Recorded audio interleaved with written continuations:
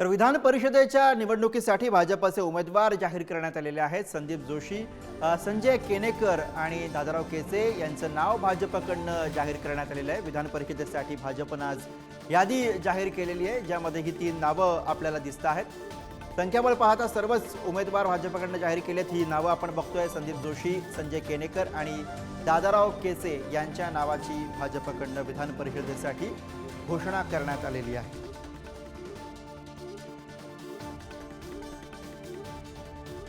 आज विधान परिषदेला नियुक्ती करून संधी दिलेली आहे। मला असं वाटतं, मी त्या सर्व नेत्यांचा आभार मानतो।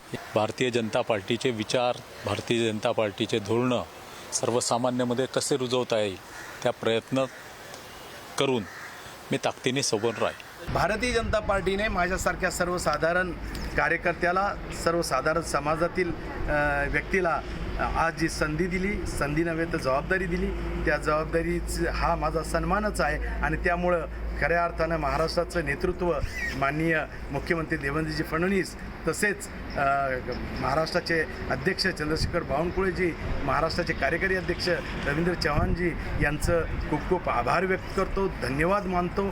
84-85ला मी आर्वी विधानसभा मतदारसंघाचा अध्यक्ष होतो आणि हळूहळू काम उभं करण्यात यशस्वी ठरलो। त्यातूनच पहिली निवडणूक विधानसभेची 2009ला जिंकलो, दुसरी निवडणूक 2019ला जिंकलो आणि हाच मोठ्या प्रमाणामध्ये पक्ष संघटना मजबूत केल्यामुळेच हे सगळं घडलेलं आहे। म्हणून मी पक्षाचे 100% आभार मानतो।